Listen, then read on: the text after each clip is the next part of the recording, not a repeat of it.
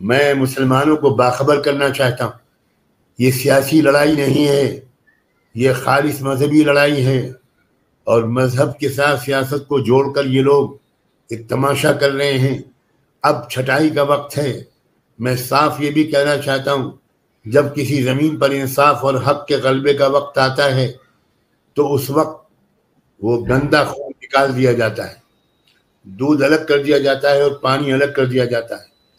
مسئلہ یہ نہیں تھا کہ ایک مسجد کو گرا کر ایک مندر بنا دیا جائے، بلکہ ایک ایشو کو کھڑا کر کے پورے ملک کے اندر لوگوں کو ہندو بنایا جائے، جو ہندو نہیں ہیں ان کو ہندو بنایا جائے۔ سکھوں کو ہندو بنانے کی کوشش کی گئی اور اس حد تک کامیاب ہو گئے کہ ان کو کانسٹیٹیوشن میں بھی لکھ دیا گیا، پریزیڈنشل آرڈر میں لکھ دیا گیا۔ بدھسٹوں کو ہندو مان لیا گیا، جبکہ کون پڑھا لکھا آدمی جو مہاتما گوتم بدھا کو جانتا ہے وہ ایک منٹ کے لیے یہ سننے کو بھی تیار ہوگا کہ مہاتما گوتم بدھا ہندو تھے؟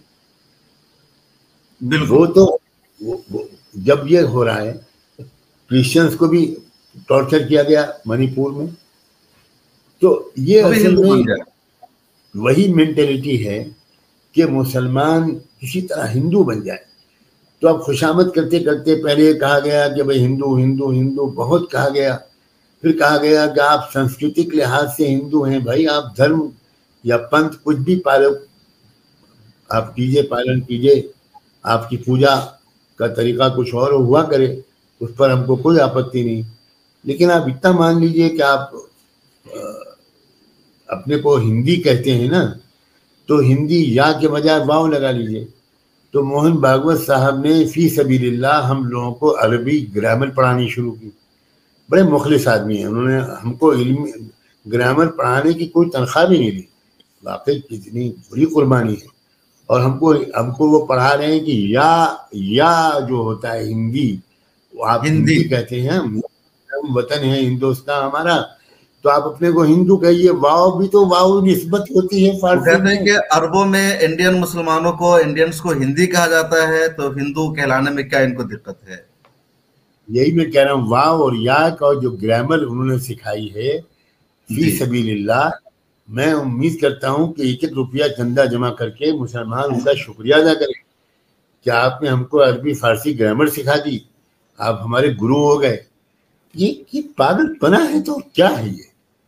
اب آ گئے نیتیش کمار صاحب مسلمانوں سے یہ کہنے کے لیے کہ 22 جنوری کی مقدس تاریخ کو، جس کے مقدس ہونے کا سارا حقیقت کھول دی ہے شنکراچاریوں نے، جی، اور اس مقدس تاریخ کو مسلمانوں سے کہا جا رہا ہے مدرسوں، درگاہوں اور مسجدوں میں بیٹھ کر آپ فلاں فلاں جاپ کیجئے۔ اور موہن بھاگوت صاحب